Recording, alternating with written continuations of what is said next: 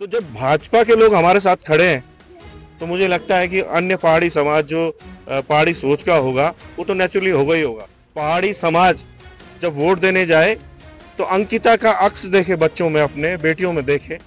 अगर उनसे पूछेंगे कि अंकिता भंडारी के मुद्दे पर आपका क्या कहना है, 100% कार्यकर्ता और इवन शायद कुछ विधायक और मंत्री भी ये कहेंगे कि बहुत गलत हो रहा है। क्योंकि अंकिता भंडारी ने जो शहादत दी है पहाड़ी समाज के लिए, अपनी जान की कुर्बानी दी है अस्मिता बचाने के लिए, अब ये पहाड़ी समाज का दायित्व है कि उस बेटी की शहादत व्यर्थ न जाए। फर्जी मुकदमे लग रहे हैं और जब हम धरने पे बैठे हुए थे तो हमारा ज्ञापन लेने तक एसडीएम नहीं आया। कि ये मेरे लिए एक चुनौती है और मैं अपना जीवन का भी बलिदान दे सकता हूँ, मुझे मरने से डर नहीं है, मैं इस मामले को किसी भी हालत में नहीं छोड़ूंगा। कि जो राष्ट्रीय पार्टियों में लोग हैं वो हत्यारे हैं, वो हमारी बेटियों के साथ क्या कितनी घिनौनी हरकतें कर रहे हैं, हमारे बेरोजगारों को यहाँ रोजगार नहीं मिल रहा है, ये तमाम ऐसे मुद्दे हैं। गढ़वाल संसदीय सीट से उत्तराखंड क्रांति दल की ओर से जो प्रत्याशी हैं आशुतोष नेगी, उन्होंने आज अपना नामांकन पत्र दाखिल कर दिया है और उनके साथ अंकिता भंडारी के जो माता पिता हैं वही मौजूद हैं और उत्तराखंड क्रांति दल के जो पदाधिकारी हैं वो भी यहाँ पर आए हैं। हमारे साथ प्रत्याशी आशुतोष नेगी हैं, उनसे बात करेंगे, आपसे जानने की कोशिश करेंगे। आपने नामांकन पत्र दाखिल कर लिया है गढ़वाल संसदीय सीट ले, पहले तो क्या मुद्दे रहेंगे उत्तराखंड क्रांति दल से आप, क्योंकि आप चुनावी मैदान में उतरे हैं, बहुत बड़ा क्षेत्र है, किस तरह से चुनौतियां देखते हैं? पहले तो आप देखिए, इस सीट पर जो सबसे बड़ा मुद्दा है वो हमारी बेटी अंकिता भंडारी को न्याय दिलाने का है। क्योंकि अंकिता भंडारी ने जो शहादत दी है पहाड़ी समाज के लिए, अपनी जान की कुर्बानी दी है अस्मिता बचाने के लिए, अब ये पहाड़ी समाज का दायित्व है कि उस बेटी की शहादत व्यर्थ न जाए।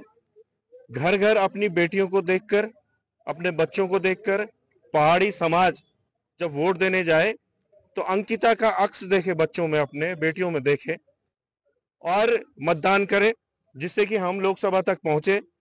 लोकसभा में अगर हम पहुंचते हैं तो ये सुनिश्चित हो जाएगा कि जिस तरह से राज्य सरकार हम पर फर्जी मुकदमे लगाकर लगातार हमें परेशान कर रही है, हम पे दबाव बना रही है, इस तरह का वो फिर नहीं हो पाएगा। और बहुत ही जल्दी लोअर कोर्ट से भी बहुत अच्छे ट्रैक पे हम मुकदमे को ले जा रहे हैं, उसकी तो पैरवी करेंगे ही। हाई कोर्ट और सुप्रीम कोर्ट में भी जब मैटर जाएगा तो वहां पर भी एक सशक्त आवाज हम संसद में उठाएंगे। जो अन्य सांसद होंगे नेचुरली उनका समर्थन भी हमें मिलेगा। और फिर ये जो भाजपा के लोग हैं जो अपने अपराधी राज्य मंत्री के बेटे को बचाना चाह रहे हैं, फिर ये लोग ऐसा नहीं कर पाएंगे। तो अंकिता के जो परिजन हैं वो लंबे समय से यहाँ पर अनिश्चितकालीन धरने पर भी थे, सरकार की ओर से उनकी सुध नहीं ली गई है, किस तरह से देखते हैं इसको? देखिए, आप तो देख ही रहे हैं कि जब फर्जी मुकदमे लग रहे हैं और जब हम धरने पे बैठे हुए थे तो हमारा ज्ञापन लेने तक एसडीएम नहीं आया। और जब इन्हें लगा कि थोड़ा सा माहौल गर्म हो रहा है तो 5 तारीख को जब मेरा जन्मदिन था, इन्होंने मुझे उठा लिया। फर्जी मामले थे और एक के बाद 4 मुकदमे मुझ पर कर दिए। अभी मैंने जो अपना यहाँ क्राइम रिकॉर्ड भरा उसमें मेरे पे पोक्सो का भी एक मुकदमा कर दिया है इन्होंने। जबकि वो एक खबर मैंने चलाई थी कर्णप्रयाग की कि कोई शिक्षक जो है बच्चों से बदसलूकी कर रहा था, तो उस पर भी मेरे पे मुकदमा कर दिया है। और वर्दी फाड़ दी मैंने, सरकारी काम में बाधा डाल दी, SC ST का पहले से है। तो मतलब मुझ पर मुकदमे पे मुकदमे करके ये लोग ये करना ही चाह रहे थे कि आदमी डर जाएगा और पीछे हट जाएगा मामले से। तो मैं पीछे हटने वाला नहीं हूं। मैंने पहले ही दिन से कहा है, मैंने अपने परिवार तक को बता रखा है कि ये मेरे लिए एक चुनौती है और मैं अपना जीवन का भी बलिदान दे सकता हूँ, मुझे मरने से डर नहीं है, मैं इस मामले को किसी भी हालत में नहीं छोड़ूंगा। तो किस तरह से समर्थन मिल रहा है जब आप लोगों के सामने जा रहे हैं? अंकिता भंडारी के जो मामला है, शुरुआती समय से आप उनके साथ खड़े हैं, किस तरह से लोगों की तरफ से समर्थन मिल रहा है आपको? देखिए, इसमें पार्टी पॉलिटिक्स से ऊपर हमें समर्थन मिल रहा है। भारतीय जनता पार्टी के लोग जरूर पार्टी की वजह से, आज देखा होगा आपने, यहाँ पे आते हैं, प्रायोजित भीड़ भी होती है। लेकिन अगर आप उनसे, भाजपा के कार्यकर्ताओं से, अगर उनसे पूछेंगे कि अंकिता भंडारी के मुद्दे पर आपका क्या कहना है, 100% कार्यकर्ता और इवन शायद कुछ विधायक और मंत्री भी ये कहेंगे कि बहुत गलत हो रहा है, बहुत गलत हो रहा है, दोनों सरकारें बहुत गलत कर रही हैं अपने अपराधी व्यक्ति को बचाने के लिए। ये सुनिश्चित है, आप किसी का भी वो ले सकते हैं। तो जब भाजपा के लोग हमारे साथ खड़े हैं तो मुझे लगता है कि अन्य पहाड़ी समाज जो पहाड़ी सोच का होगा वो तो नेचुरली होगा ही होगा। तो मुझे तो पूरी संभावना लगती है इस समय कि इस समय न केवल अंकिता के मुद्दे को हम संसद तक ले जाएंगे, मुझे ये भी लगता है कि उत्तराखंड क्रांति दल एक बार फिर से खड़ा होने वाला है और यहाँ पे क्षेत्रीय राजनीति का भी श्री गणेश होगा, जिससे हम जो यहाँ पहाड़ की जो बड़ी बड़ी समस्याएं हैं, युवाओं के लिए रोजगार की समस्या है, उसका भी समाधान कर पाएंगे। क्योंकि पिछले 22-23 साल से जो राष्ट्रीय दल रहे हैं उनका तो ट्रैक रिकॉर्ड बिल्कुल जीरो है। हमारे साथ शांति प्रसाद भट्ट जी हैं, आपसे जानने की कोशिश करेंगे। उत्तराखंड क्रांति दल के कई प्रत्याशी मैदान में हैं, पहले तो किन मुद्दों को लेकर, क्योंकि मुद्दा जो उत्तराखंड क्रांति दल है वो पहाड़ के मुद्दों को लेकर आगे आती है, क्या क्या मुद्दे रहने वाले हैं इस समय इलेक्शन में? देखिए, सही सवाल किया आपने। इन 24 वर्षों में देखेंगे आप, जिस अवधारणा के लिए इस राज्य के लिए 42 से ज्यादा लोगों ने शहादत दी, उनका सपना था कि हमारा राज्य बनेगा तो हमारी बोली भाषा पे काम होगा, जल जंगल जमीन पर अधिकार होगा, उत्तराखंड से पलायन रुकेगा, गांव का अंतिम व्यक्ति सड़क, स्वास्थ्य, शिक्षा, बिजली, पानी, रोजगार, स्वरोजगार से जुड़ेगा। दुर्भाग्य की बात है, इन 23-24 वर्षों में राज्य सरकारों ने राज्य विरोधी काम किया। परिणाम आपके सामने है। बेटियां सुरक्षित नहीं है, रोजगार सुरक्षित नहीं है, संपदाओं पर लूट मच गई, और इन 22-23 सालों के बाद हम आज मूल निवास और भू कानून की लड़ाई लड़ रहे हैं। ये दुर्भाग्य इस राज्य का बना है, और बनाने वाले ये दोनों राष्ट्रीय पार्टियां हैं। हमको राष्ट्र के नाम पर हमने इन राष्ट्रीय पार्टियों को वोट दिया, ये राष्ट्रीय पार्टियों ने लुटेरों को यहाँ सत्ता दे दी और दिल्ली के इशारे पर पूरे उत्तराखंडियत को खत्म कर दिया। परिणाम यह है कि लोकसभा में जो सांसद जाते हैं वो बंगालियों को मूल निवास देने की बात करते हैं, मगर उत्तराखंड के मूल निवासियों के अधिकार छीनते हैं। ये भारतीय जनता पार्टी का असली चेहरा है। कमोबेश दोनों राष्ट्रीय पार्टियों का यह चरित्र है। इसके विरोध में आज पूरे उत्तराखंड के अंदर ना क्या युवा, क्या जवान, क्या नौजवान, क्या माता, क्या छात्र, क्या व्यापारी, सभी एक बात बोलते हैं कि धरती पुत्रों की पार्टी यूकेडी है। अगर ये सत्ता में आएगी तो उत्तराखंडियत बचेगी, वरना इन राष्ट्रीय पार्टियों ने उत्तराखंड बर्बाद कर दिया। उसी क्रम में अगर आप देखेंगे, अंकिता बिटिया को न्याय दिलाने के लिए, बेरोजगारों की लड़ाई को संसद में पहुंचाने के लिए एक तरफ बॉबी परमार युवाओं की आवाज बना पड़ा है, ऐसी अंकिता बिटिया की आवाज पौड़ी से आशुतोष नेगी बना है। और जिस तरीके से समाज का इनको समर्थन मिल रहा है, मुझे लगता है मैं वो राज्य आंदोलन का 1994 का वो दौर देख रहा हूं कि सब एक मुट्ठ और एकजुट होकर अपनी बात को संसद में पहुंचाने के लिए आंसू को मजबूत करने की बात कर रहे हैं। विश्वास है मेरा कि एक बार पुनः उत्तराखंड जागकर उत्तराखंडियत को जिंदा करेगा और संसद में उत्तराखंड की आवाज को पहुंचाएगा। अंकिता की मां सोनी देवी हैं, आपसे जानने की कोशिश करेंगे, जो आपके भाई इस बार चुनाव लड़ रहे हैं, किस तरह से अपील करेंगे लोगों से, क्योंकि वो शुरुआती समय से आपके साथ खड़े हैं? मैंने पहले भी कहा कि मुझे जनता से बहुत सारी उम्मीदें हैं, क्योंकि मेरी बेटी ने जिस तरह से जनता को जगाया है, अगर मेरी बेटी शायद अपनी जान नहीं देती तो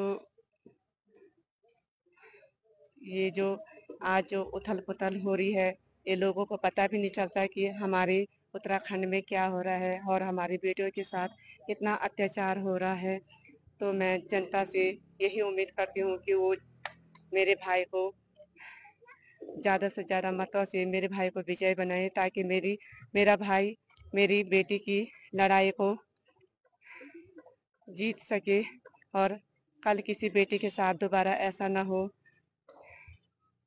युवा मोहित डिमरी जी हमारे साथ हैं। आप युवा हैं, लंबे समय से आप अंकिता भंडारी मामला हो, मूल निवास हो या अन्य जो मुद्दे हैं उनको लेकर आप सड़कों पर उतरते हैं। आने वाला चुनाव है, यूकेडी से आप हैं, किस तरह से लोगों तक अपनी बात पहुंचाने का काम करेंगे, क्योंकि जिस तरह जो आपके मुद्दे हैं उत्तराखंड के अहम मुद्दे भी हैं, तो किस तरह से जनता तक पहुंचाया जाएगा उन मुद्दों को? देखिए, हमारी पूरी कोशिश यही है कि किसी भी तरह से अंकिता भंडारी को न्याय मिले, यहाँ के बेरोजगारों को रोजगार मिले, यहाँ मूल निवास लागू हो, जमीन का मजबूत कानून हो और हमारे जल जंगल जमीन बचे। उत्तराखंड क्रांति दल के ये मुद्दे रहे हैं।